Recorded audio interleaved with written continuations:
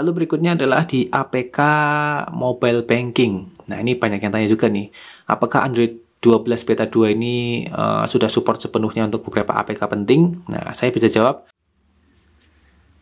Assalamualaikum warahmatullahi wabarakatuh. Kembali lagi di channel Ari Kurniawan 13. Kali ini saya mau membicarakan secara detail lengkap mengenai pengalaman saya membeli HP Google Pixel 3a di Bistore Semarang dengan harga 2,2 jutaan. Dan untuk spesifikasinya teman-teman bisa lihat di tampilan berikut.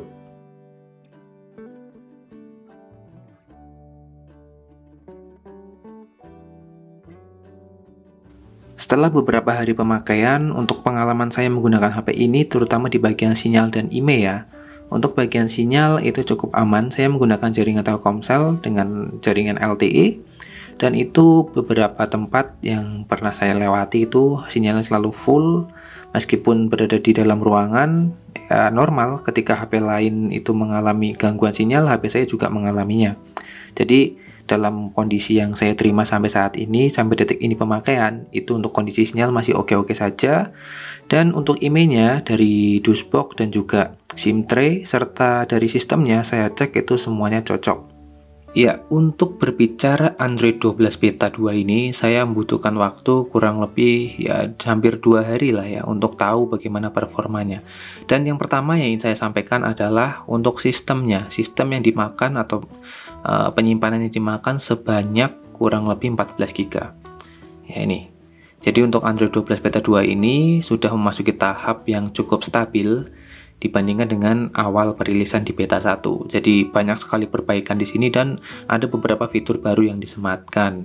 Berikutnya adalah fitur screen recorder. Nah, jadi ini cukup menjadi permasalahan yang ya sepele sih, tapi bagi pengguna Android stock ya, terutama HP-HP yang itu nggak memiliki screen recorder bawaan. Nah, kali ini di Android 12 menyematkan fitur rekam layar bawaan. Nah, ketika diklik, teman-teman bisa memilih apakah akan memilih menggunakan mikrofon ataupun audio bawaan perangkat atau audio internal. Jadi ini bisa dipilih ya buat kalian yang streamer game atau kalian yang pengen kontennya itu rekam layar gitu, ini jauh lebih mudah. Berikutnya adalah SOT. Jadi di Android 12 yang Beta 2 ini saya belum bisa menampilkan SOT yang didapat karena memang di sini tidak ada.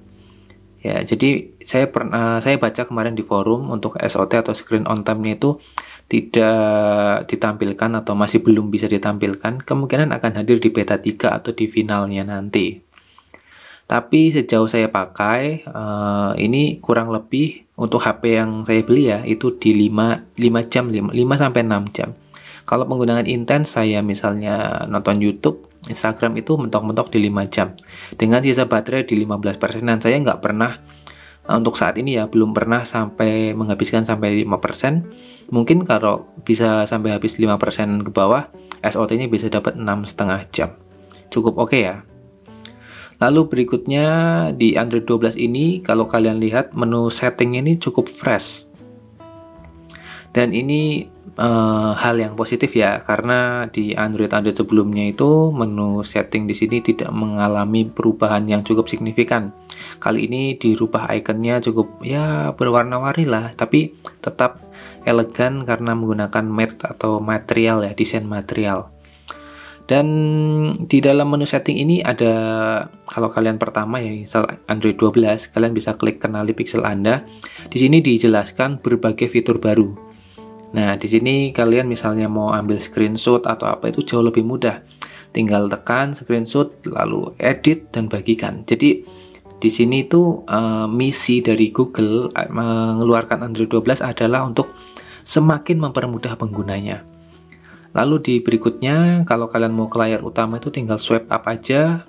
Ya ini fitur standar sih. Terus saya mau menunjukkan salah satu fitur yang menurut saya cukup penting. Saya nggak tahu ini apakah di Google Map di HP lain bisa juga atau enggak, atau hanya di Android 12 saja. Tapi di sini dijelaskan bahwa kita bisa nge-map gitu ya pakai live view. Caranya buka Google Map, telusuri tujuan Anda, pilih rute, lalu pilih mode berjalan, dan ketuk live view. Jadi kalian tuh benar-benar jalan sambil kayak ngelihat situasinya gitu ya.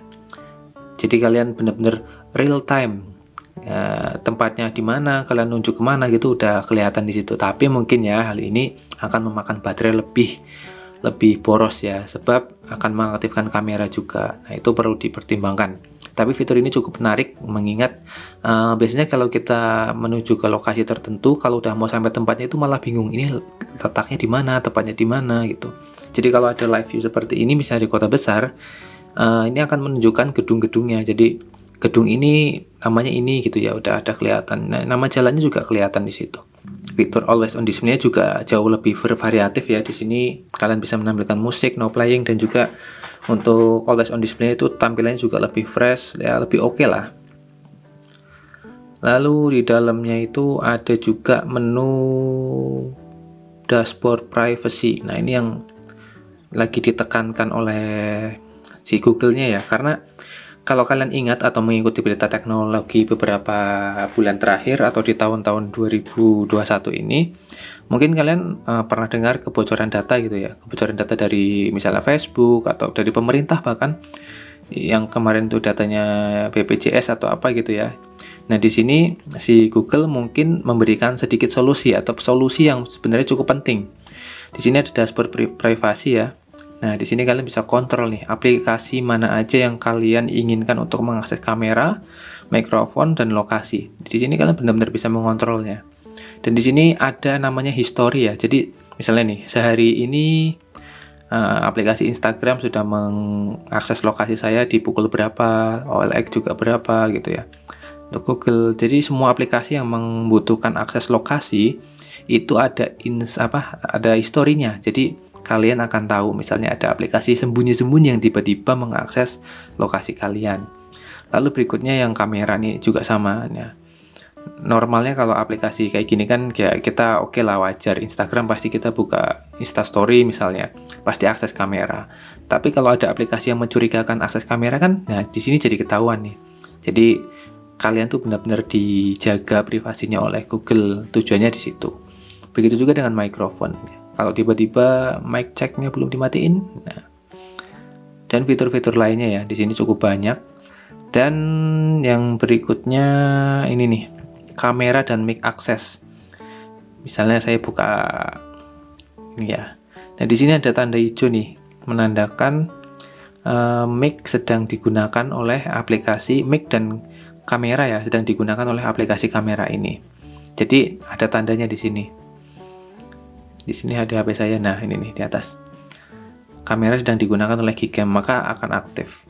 Nah, kalau kalian misalnya tiba-tiba kalian nggak buka kamera terus ada tanda itu, tanda lambang kamera di atas, berarti ada salah satu aplikasi yang sedang mengakses kamera kalian secara diam-diam. Nah, itu perlu hati-hati. Nah, kalau kalian mau ngeblok semuanya, kalian tinggal buka di privacy, kalian di nonaktifkan aja semua ini. Maka semua aplikasi tidak akan bisa mengakses kamera atau mikrofon secara diam-diam.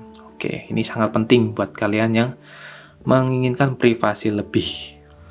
Oke, berikutnya adalah untuk tampilan. Jadi untuk di Android 12 ini tampilannya memang sedikit berubah ya, terutama di kontrol notifikasi ini. Jadi ya seperti kalian lihat, ini lebih besar dan tampilannya sih menurut saya oke. Saya suka banget nih kalau tampilan seperti ini. Kalau dilihat-lihat mirip MIUI, dan di sini notifikasinya itu seperti ini nih. Jadi lebih kelihatan mewah sih kalau menurut saya. Simple dan warnanya juga nggak norak.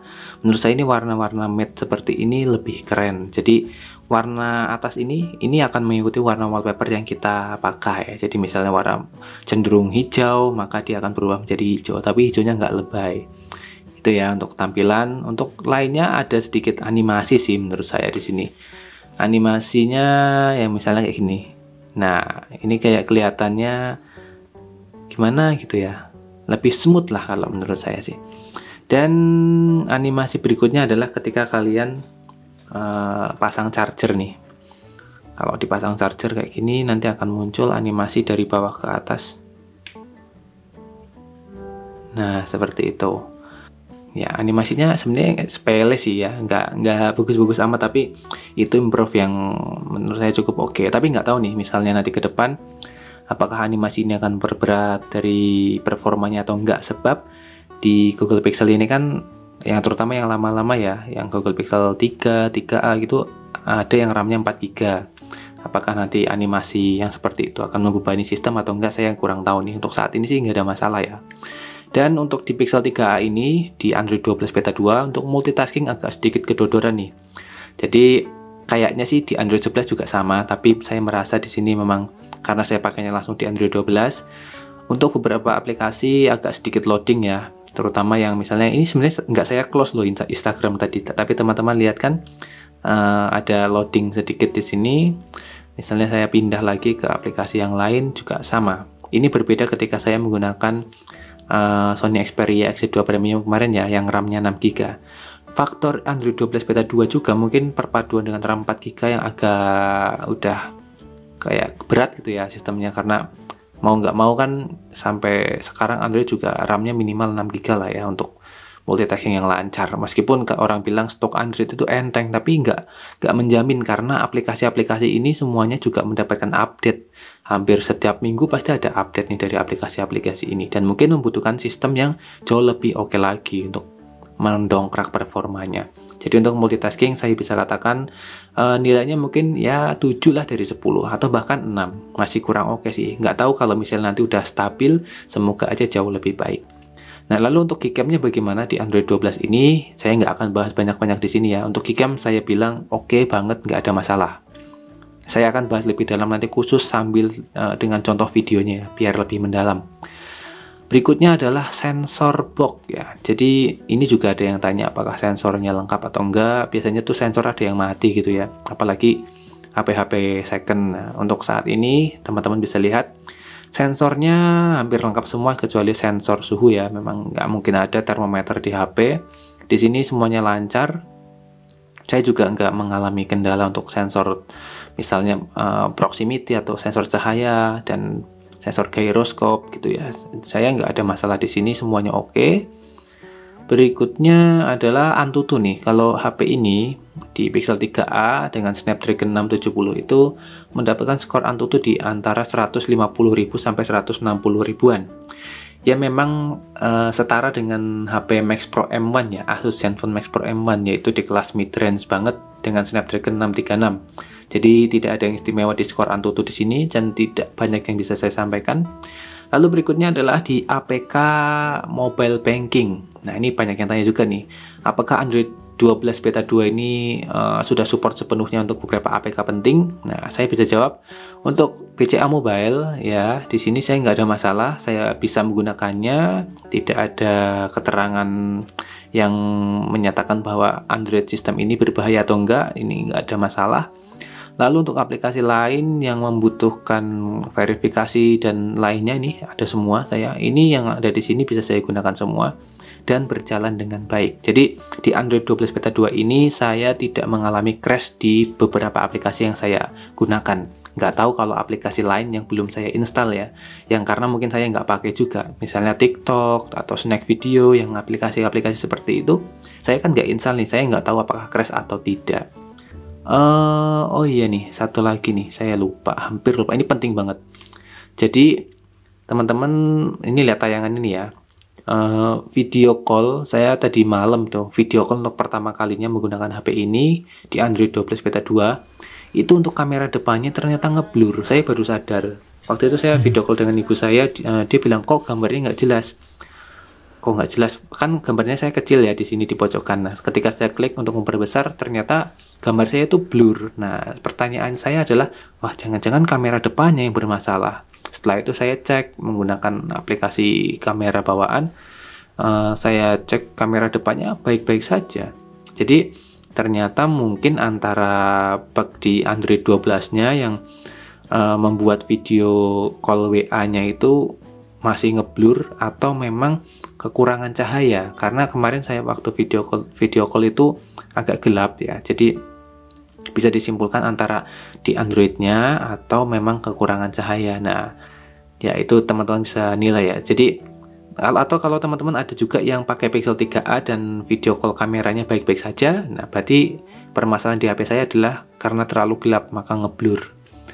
ngeblurnya itu ngeblur parah sih kemarin tuh. Jadi ya saya anggap itu waktu itu bug, wah jangan-jangan ini bug di Android 12 beta 2 nih. Tapi ya nggak tahu ya. Semoga di HP teman-teman baik-baik saja. Oke ya teman-teman, mungkin itu saja untuk HP ini. Saya beli softcase ini di toko online. Kalian bisa cari aja softcase Pixel 3a. Agak susah ya nyarinya ya.